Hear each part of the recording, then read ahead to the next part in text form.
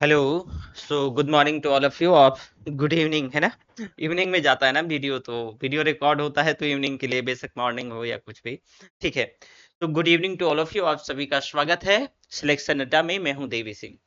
बेटा, हम जी सेप पढ़ रहे थे, यानी इकोनॉमी के अंतर्गत जो मॉनेटरी पॉलिसी है, मॉनेटरी पॉलिसी के सेगमेंट में ये आपका तीसरा जो है क्या है, मॉनेटरी पॉलिसी, इवन चौथा लेक्चर है मॉनेटरी पॉलिसी का। ठीक है, चलो।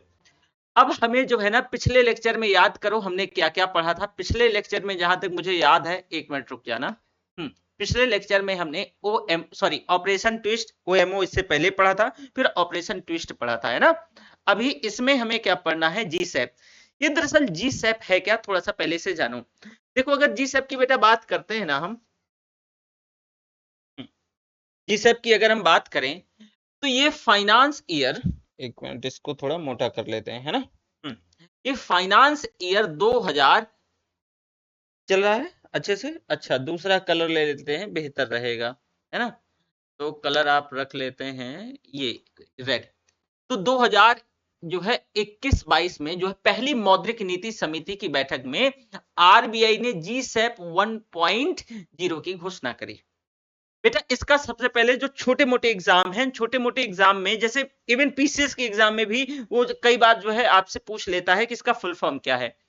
तो इसका जो फुल फॉर्म है, इसका जो पूरा नाम है, वो गवर्नमेंट सिक्योरिटी एक्वाइजेशन जो है प्रोग्राम है।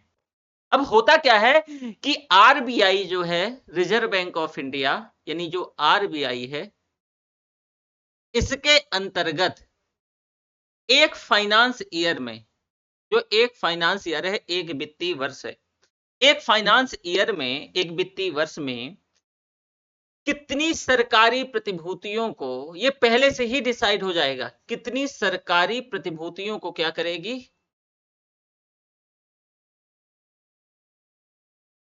जो सरकारी प्रतिभूतियां हैं, तो इस प्रोग्राम के अंतर्गत कितनी सरकारी प्रतिभूतियों को बाजार में कितने मूल्य के बॉन्ड पर कब खरीदेगी, यही आपका जी सैप है। ये दरअसल जो जी सैप है, ये ऑपरेशन ट्विस्ट का नेक्स्ट चरण या अगला चरण माना जाता है।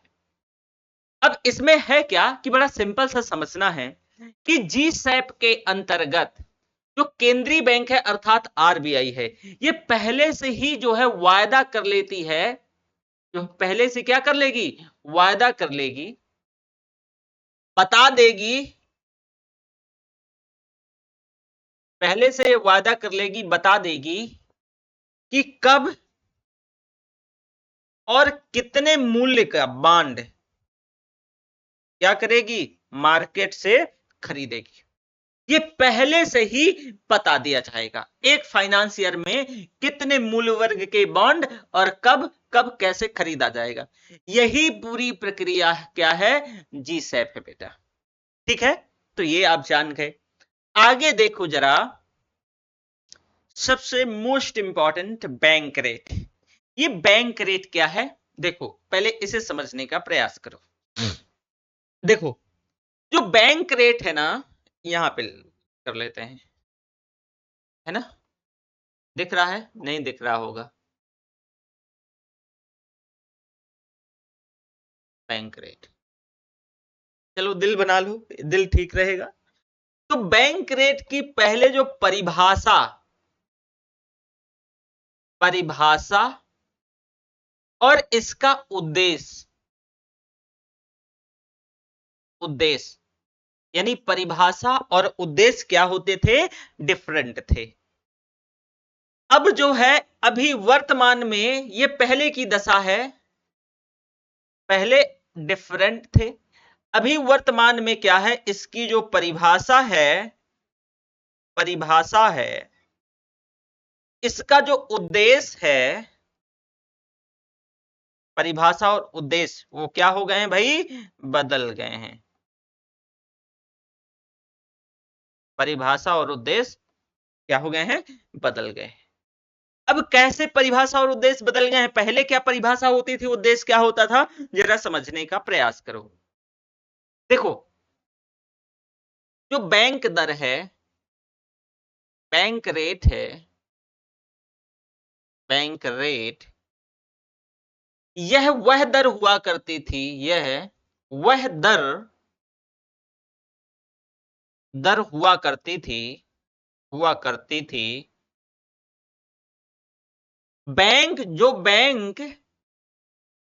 बैंक आरबीआई से, किससे बेटा? आरबीआई से लंबी अवधि का ऋण, कितनी लंबी अवधि का, लंबी अवधि का ऋण लिया करते थे।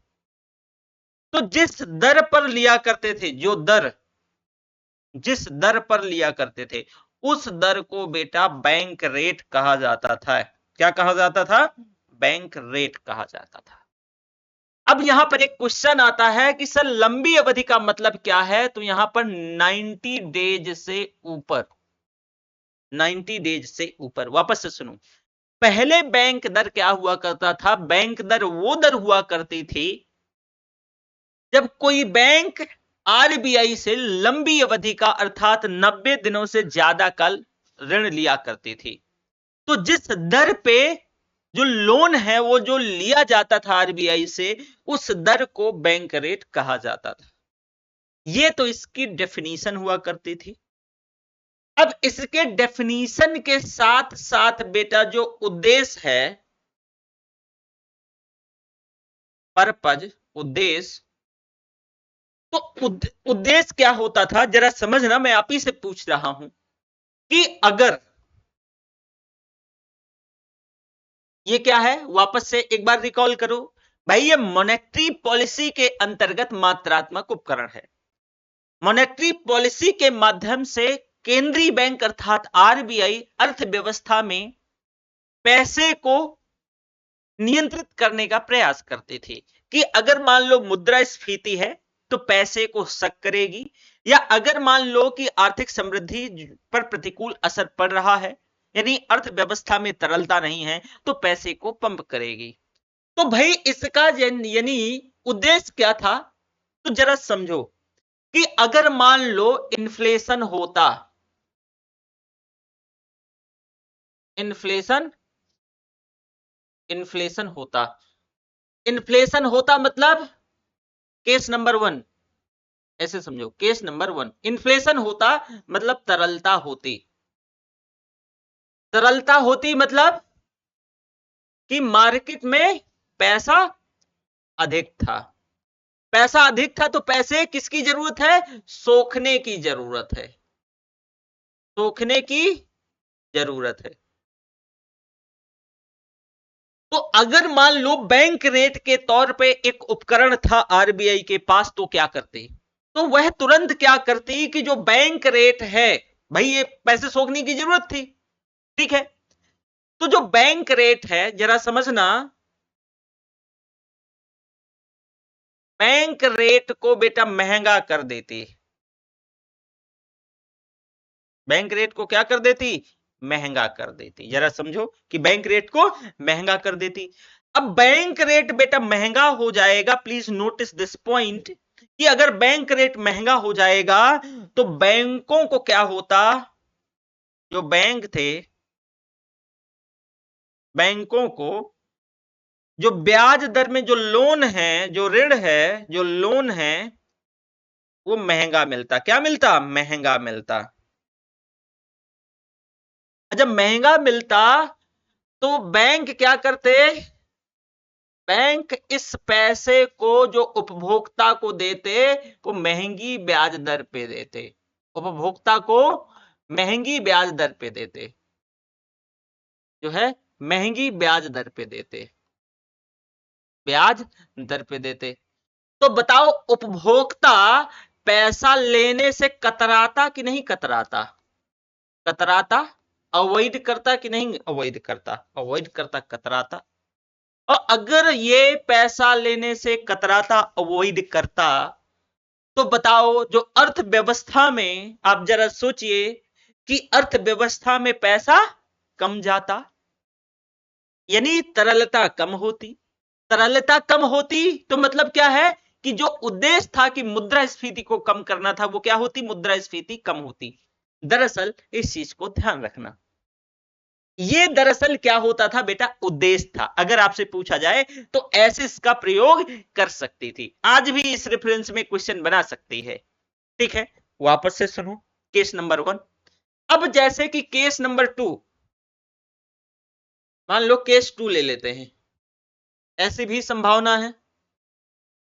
केस नंबर 2, अगर अर्थव्यवस्था में पैसे नहीं होता, यानी मान लो कि अर्थव्यवस्था में, यानी मार्केट में, अर्थव्यवस्था में क्या होता, पैसे की कमी होती। पैसे की कमी मतलब तरलता की कमी, तरलता की कमी। अगर तरलता की भाई कमी होती तो मैं आपसे पूछ रहा हूं कि क्या किया जाता। तो तरलता की कमी है यानी आर्थिक समृद्धि प्रभावित हो रही है, तो अर्थव्यवस्था में पैसा पंप करने का प्रयास किया जाएगा। तो बैंक रेट को क्या कर दिया जाता, जो बैंक रेट है, बैंक रेट को बेटा डाउन कर दिया जाता, कम कर दिया जाता, कम कर दिया जाता। अब बताओ बैंक रेट क्या, कौन सी दर थी, बैंक दर वो दर थी जो बैंकों को लंबी अवधि का ऋण जिस दर पे मिलता था उस दर को बैंक रेट कहते थे। तो अगर बैंकों को सस्ते में कम दर पे पैसा मिलेगा तो बैंक भी तो उपभोक्ता को पैसा सस्ते में देगा कि नहीं देगा, देगा। तो बताओ अर्थव्यवस्था में पैसा उपभोक्ताओं के लिए, पब्लिक के लिए लेना आसान हो जाएगा कि नहीं हो जाएगा, हो जाएगा। तो अर्थव्यवस्था में जब पैसा लेना आसान हो जाएगा, कम ब्याज दर पे मिलेगा, तो लिक्विडिटी क्या होगी, बढ़ेगी। लिक्विडिटी बढ़ेगी तो लोग मांग करेंगे, हाथों में पैसा जाएगा, लोग मांग करेंगे तो क्या होगा भाई, अर्थव्यवस्था, इकोनॉमी आपको ऊपर जाने लगेगी। क्या है, ऊपर जाने लगेगी। तो ये तो बैंक, जो बैंक रेट है, ये इसका पर्पज और इसका जो है पर्पज, उद्देश्य हुआ करता था। पर मैंने कहा कि इसकी परिभाषा और इसका उद्देश्य दोनों बदल गया है। इसकी परिभाषा और इसका उद्देश्य दोनों बदल गया है। तो अब क्वेश्चन होना चाहिए कि सर ऐसा क्यों, क्या हुआ है। तो जरा देखो यहां पर बेटा, होता क्या है, कहानी बढ़ती है। ये वर्ष 1999 में ये पायलट प्रोजेक्ट के तौर पे, प्रयोगात्मक तौर पे, ये जो है 1999 में एक लिक्विडिटी एडजस्टमेंट फैसिलिटी की व्यवस्था लाई गई। लिक्विडिटी एडजस्टमेंट फैसिलिटी की व्यवस्था कब, 1999 में। और स्थायी तौर से ये 2000 से लागू भी हो जाती, स्थायी तौर से। अब बेटा होता क्या था कि इसके अंतर्गत, ये एलएएफ के अंतर्गत, पहले एलएएफ भी जान लो, लिक्विडिटी एडजस्टमेंट फैसिलिटी के अंतर्गत होता क्या था, यहां ध्यान से सुनना है कि आरबीआई कहता था बैंकों से,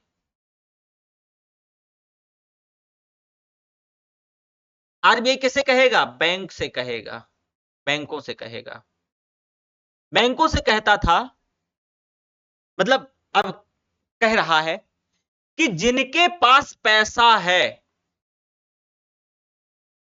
जिनके पास पैसा है वो पैसा मेरे पास लेके जमा कर दो, मेरे पास, जिसके पास अतिरिक्त में है वो मेरे पास जमा कर दो।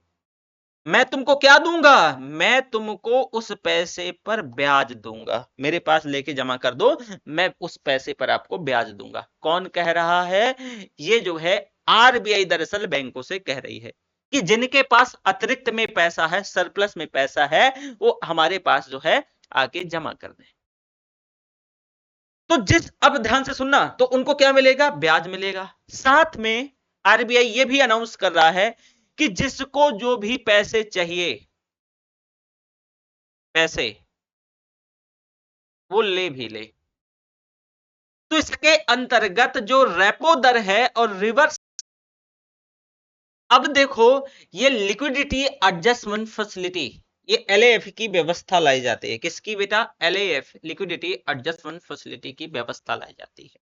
ये पायलट प्रोजेक्ट के तौर पे 1999 में स्टार्ट होता है और स्थायी तौर पे 2000 में शुरू हो जाता है, स्थायी तौर पे 2000 में शुरू हो जाता है।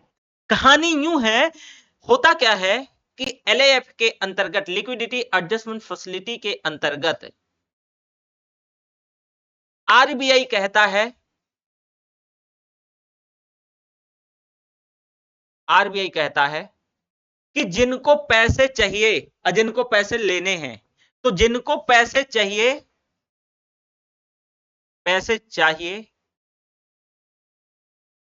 चाहिए यानी जिनको पैसे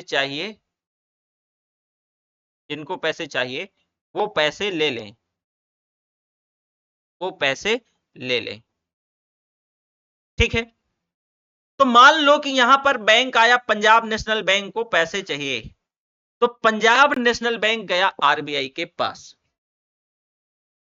तो अगर अब यहां पर आरबीआई ने पंजाब नेशनल बैंक को पैसे दे दिए, तो जिस दर पे देगा वो दर जो है रेपो दर कहलाया, रेपो रेट कहलाया। क्या कहलाया? रेपो रेट कहलाया। साथ में एलएफ के अंतर्गत एक और बात कहता है, ये आरबीआई ये कहता है कि जिनके पास पैसा अतिरिक्त हो, जिन बैंकों के पास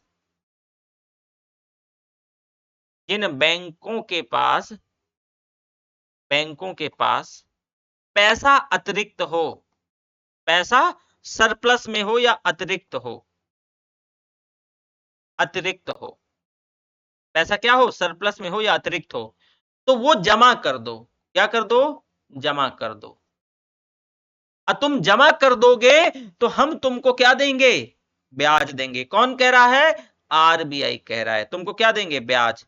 तो वो जो रेट ऑफ इंटरेस्ट होगा वो क्या कहलाएगा? रिवर्स। अब जिन बैंकों के पास पैसा अतिरिक्त है वो आरबीआई के पास जमा कर देते थे, तो आरबीआई इनको ब्याज देता था। तो ब्याज इनको हमेशा आरबीआई क्या देगा? कम देगा और लेगा ज्यादा। तो यानी जो ब्याज देगा, जो ट्रिपल रेपो यानी ट्रिपल आर है, वो कम होगा और डबल आर क्या होगा? ज्यादा होगा। आगे हम रेपो रेट और रिवर्स रेपो रेट के बारे में डिटेल से डिस्कस करेंगे। तो ये दरअसल एलएएफ की व्यवस्था थी, लिक्विडिटी एडजस्टमेंट फैसिलिटीज पूरी व्यवस्था को कहा गया। तो ये इसका शुरुआत होता है।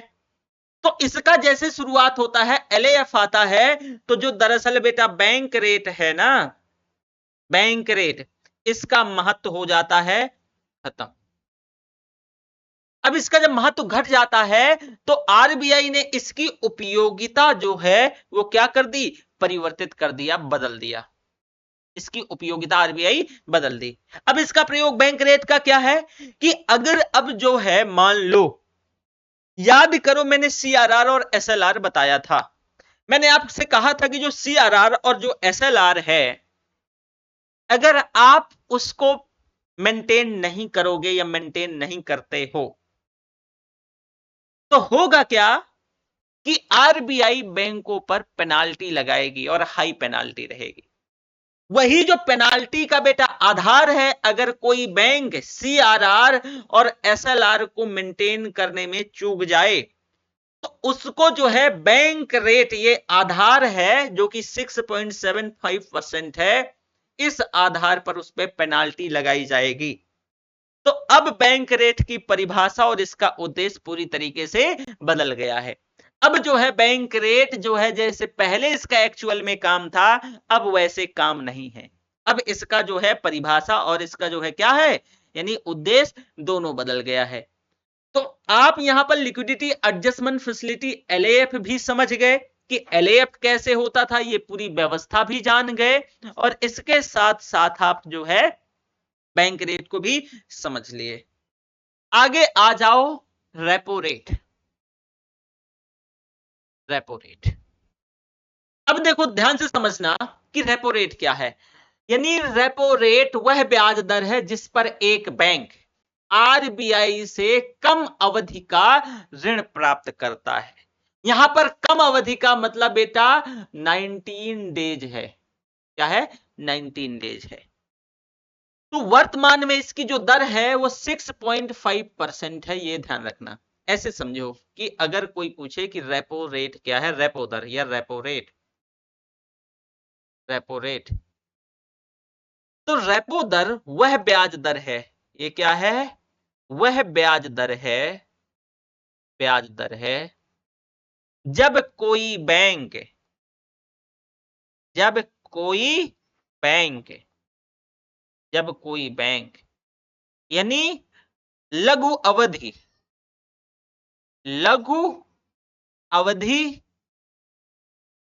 का आरबीआई